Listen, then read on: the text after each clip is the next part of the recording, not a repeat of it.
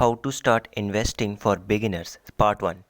क्या आप लोग अपने फ्यूचर की चिंता रखते हैं और अपने आप को कम उम्र में रिटायर करने के सपने देखते हैं? तो फिर आपको बिज़नेस करना और दूसरों के बिज़नेस में सही से इन्वेस्ट करना आना चाहिए।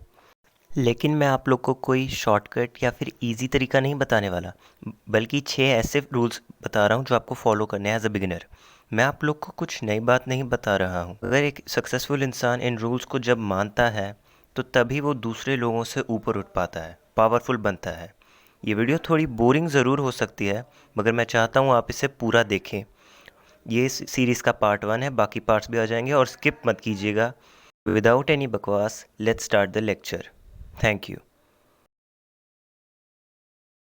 इससे पहले हम इन्वेस्टिंग शुरू करें, हमें सबसे पहले अपना एक मेन फाइनेंशियल गोल रखना होगा एज ए बिगनर।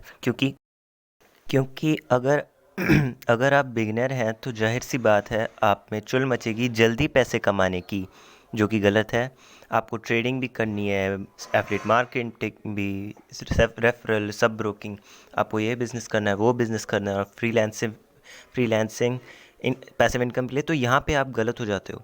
ऑब्वियसली आपको पहले बिगनिंग के लिए एक मेन फाइनेंशियल गोल रखना होगा, उसके बाद उस कैटेगरी को स्टडी करना होगा एंड देन प्रैक्टिस करना होगा किसी फ्री वेबसाइट पे। इंसान के फेलियर का रीज़न यही है कि वो खुद को स्मार्ट समझ के, इंपॉर्टेंट लेसन्स को बोरिंग समझ के मल्टीपल बिजनेस करने की कोशिश करता है, इवन इन द बिगनिंग, जहाँ पर वो लालच के दम पर, और जब उसको लॉस होता है एंड देन वो अपने एम्प्लॉयज़ को दोषी ठहराता है, जबकि गलती उसकी होती है। इसलिए आपको जो भी करना है उससे पहले स्टडी करो एंड देन प्रैक्टिस करो।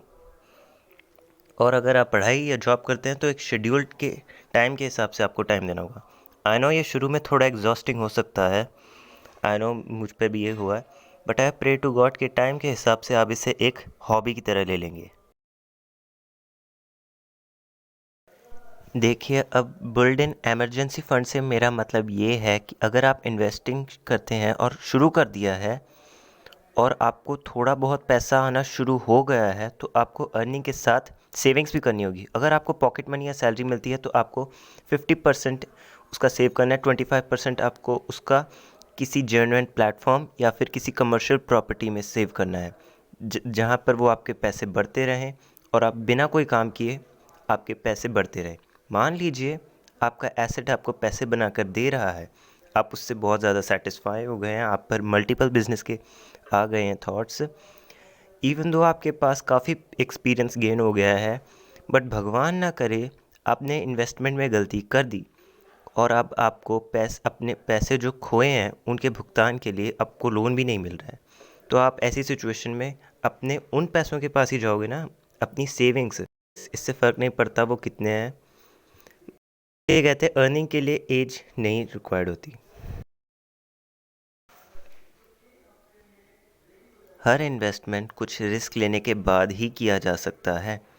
भले ही आपने उसमें एनालिसिस किया हो, कैटेगरी पे नॉलेज है, आपने कॉन्फिडेंस गेन किया है, सोच समझ कर श्योर हो, हमें उतना ही रिस्क लेना चाहिए जितने का रिस्क हम झेल सकते हैं और जिस लॉस के साथ हमारा गुजारा हो सकता है। हमें उतना ही इन्वेस्ट करना चाहिए जिस कैपिटल के साथ हम कंफर्टेबल हो, और फाइनेंशियल सिचुएशन, टाइमलाइन और एक्सपीरियंस के हिसाब से ही हमें इन्वेस्ट करना चाहिए। अगर आपको अपने काम या पढ़ाई के बाद टाइम मिलता है तो आपको अपने हाफ टाइम फैमिली के साथ स्पेंड करना चाहिए, या आराम, या जो भी आप चाहते हैं, और हाफ टाइम आपको affiliate marketing, digital marketing, bonds और क्रिप्टो करेंसी की नॉलेज में करना चाहिए। अगर आपको इन्वेस्टमेंट करना है तो आपको दो आम टाइप के ट्रेडिंग अकाउंट्स की ज़रूरत पड़ेगी। ऐसे दो तरह के होते हैं, ब्रोकरेज अकाउंट और रिटायरमेंट, अपनी उम्र और एक्सपीरियंस के हिसाब। और अगर आपको टैक्स एडवांटेज चाहिए तो रिसर्च कीजिए डिफरेंट ब्रोकर्स, फाइनेंशियल इंस्टीट्यूशन, और वही चुनिए जो आपको थोड़ी सी फीस और फ्रेंडली प्लेटफॉर्म दे, और जो इन्वेस्टमेंट ऑप्शन आप इंटरेस्टेड हो। बिजनेस में इन्वेस्ट करना, दूसरों के बिजनेस में इन्वेस्ट करना एक लॉन्ग टर्म और स्ट्रेटेजिस्टिक गेम होता है। इसलिए हमें doubts, greed, short term losses से जितना दूर रहें उतना ही हमारे लिए अच्छा होता है। इवन दो हम बिगिनर हैं, एक्सपर्ट, और लॉन्ग टर्म गोल्स पर ध्यान देना चाहिए। और इसके लिए आपको दूसरों के फट्टे में टांग नहीं उड़ाना है, मतलब उनकी तरक्की देखकर वो नहीं करना शुरू कर देना है जो वो कर रहे हैं। और पेशेंस और rational thinking, always mind your on business. जो फील्ड में आपका पैशन है उसे चूज़ कीजिए, उसे समय दीजिए, आई नो आपको थोड़ा वो हो सकता है, पर early success is a scam, there is no doubt in it.